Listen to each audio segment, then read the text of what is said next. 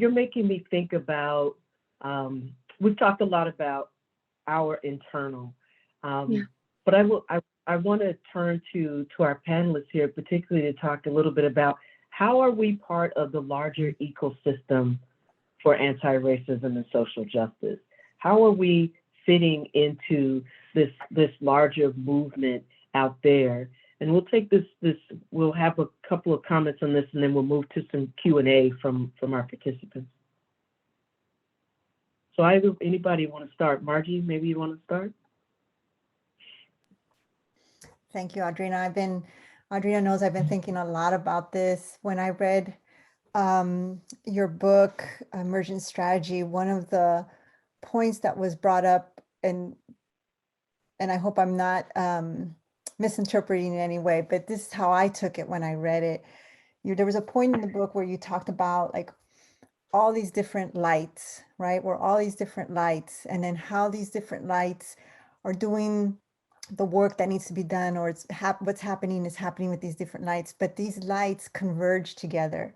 They come together, even though all these individual lights, they come together for a larger movement, a larger framing. And I know that our work as CFA,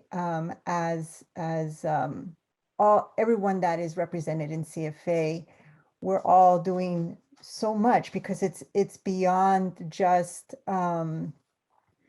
it's more than just a union's work, but we're really seeing ourselves as part of a larger social movement, right?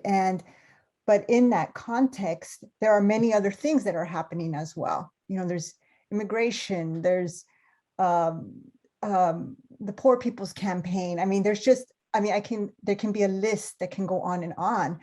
And when I read that, what you wrote, for me, it offered a sense of relief to a certain extent that I'm in front of the work that I need to be in front of right now, and that I need to trust my comrades are doing work over here, that they're doing the work over here, that they're doing the work over here, and that they trust me to do the work that I'm doing. And that offered me, not to say that we still aren't conscientious or making sure that we're supporting one way or another the way that we can, but that it offered a sense of stability and connection and interconnection with one another, that there's this unsaid trust that we are in this together. And it helps to be able to frame it in that way for myself personally, because we're not looking at our work as just work, to be honest with you. It's a way of life for us.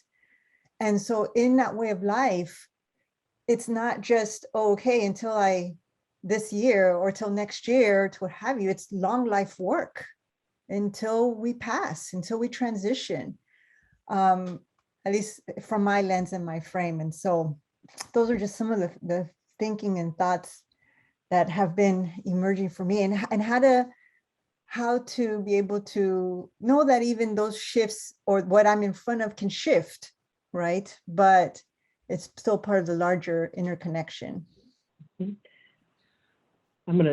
see you, Charles. Go ahead. Oh, okay. Some of us have been doing this work our entire life, so it really is our lived reality. I was rebellious as a child. I knew the system was not one that embraced me. It didn't embrace me because I was Black. It didn't embrace me because I was gay. So, and my career in Africana Studies has just been my academic life as well. But in terms of how our work is going beyond the CSU and beyond our students, I'm just excited today. I just received an email from our political and legislative chair and our GR director that all of our police reform bills were signed by the governor. I mean, I think it's what we decide to support and embrace for the larger good, not just, you know, us as professors us as CFA, but what's going to make our entire state and hopefully the larger nation and the world better.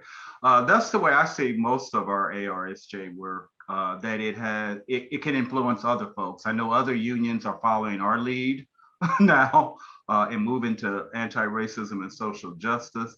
I think it's really just what we value, I think, is so important, that we actually be intentional about it.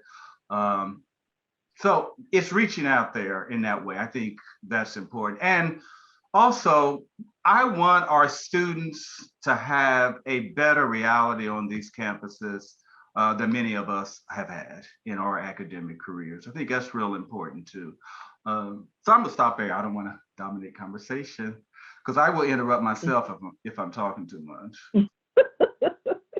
Maybe one more of the panelists to respond to where are we and how do we fit into the larger ecosystem for anti-racism and social justice, and then we'll move to some other Q&A from other folks. I'm gonna let you unmute yourselves. Molly, were you about to say something? Sure, Audrina, although I think I want to maybe raise a question, if that's okay for Adrienne. It relates, it's all connected, right? But, you know, I just appreciated so much what you shared with us about principled struggle, about rejecting disposability, you know, about staying humble, struggling together with a vision. And I just wonder if you have thoughts about how this has worked well, you know, in multiracial spaces that require trust, that where there's not a long-standing history of trust. So I know white women have betrayed Black women, Native women, women of color over and over, even in feminist movements, much less in larger, you know, other kinds of groupings. And so one of the things we talk about in CFA is what we call cultural taxation, right? Charles mentioned Cecil Canton, right? Who first, I think, used that term, where, you know, as Sharon so beautifully and powerfully shared, you know, precarity is not shared equally, right? And some of us are targeted by the system more than others. And there's not always trust that, like, for instance, the white folks will have be in solidarity and be accountable. So I'm just asking, like, where you've seen that work well, that we're in it together. We might be fighting, we're sharing the vision and the direction, but not the vulnerability always materially, you know, the violence, you know. Yeah. How can we think about that in a powerful way together? I appreciate the question, and I have seen it work well. But, you know, something that's interesting is I've seen it work well in groups that had to sunset. I've seen it work well in groups that were able to continue going on. And I wanted to say that honestly, because I think we get caught up in upholding the institution sometimes, and we're like, we have to figure it out in this container. And sometimes the container has to go. So I want to name that, because I'm like, as you're in the academy and as you're creating these changes, you could also be post-academy in your mind and be like, you know, there's another container that can actually hold what we're creating here. And it might be some radical alternative system that y'all are fomenting right now, right? Like, you'll push up against this one as far as it'll go, and you might outgrow it. So I just want to name that first. And I'm always, you know, my colleagues joke with me that I'm the breakup queen, because I'm always showing it to people, like, also, you could say, fuck it. Like, this might not be the place for you, and that's fine. That's a part of principal struggle too. But then within that, if you're in it, I think there's two things. One is to never fall prey to the idea that the systems are outside the room, right? So I think that happens, you know, where we're like, oh, you know, like you said, even in feminism, it's like, oh, we're feminists. That means we're fine. Or we're white, we're, you know, anti-racist. Now we're fine. Or we're this, we're that, we're fine. And it's like, however long you've been alive, you've been swimming in the water of all of these systems combined. And again, no one can know, you know, my partner and I, we often joke because we are both light-skinned. You know, if you look at us from the outside, you'll just be like, oh, these two light-skinned Black people. But our stories could not be more different. You know, she has two Black parents, grew up in a situation where she ended up in a lot of foster homes, grew up in a situation where everything was precarious. That was her life. And I have a white mom and a Black father. I grew up moving all around. My dad was an officer. We didn't have much money because he had his 6 brothers and sisters all on a thing. But if you have, you know, I still got officer kids training, right? So I knew which fork to use when I needed to figure out how to use multiple forks and shit like that, okay? So by the time we got to, you know, we talk about like by the time we each got to 18 years old, we had radically different experiences. And from that place, which I think of, this is why I'm like, I love talking to faculty members. I'm like, I think, you know, 17, 18 is when you're like, I'm about to make my life for myself now, right? And the teachers you come across, the people you come across, if they look at you and they're like, I see in you all the world, like you could be anything. From here, you could be anything you want to be. It's your choice. When we started making a world for ourselves, we both moved towards healing, but she didn't have the resources I had. So I was like, I'm getting a therapist. She was like, I'm reading a fucking book, right? And we still found each other, right? And so I say that to say, like, there's a part of it where you have to be like, I'm gonna see you whole. And that might take time. I'm not gonna work on the assumptions. And I'm not gonna pretend any system is outside of even what's happening in this one-to-one dialogue.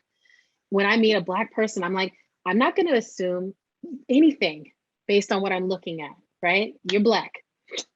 Tell me more. There's so much more, right? Also, the identities we've been given are someone else's tiny boxes in which there's no such thing as a monolith, right? What it means to be a woman, a Black person, a queer person, a this person. No, it's all bullshit. We are human fucking beings, right? We have roots back to some place on this earth. And we have a million, billion ways of being. And each one, we are snowflakes, right? We are each absolutely unique. How are we being those unique human beings in these complex constructs that we are surviving, right?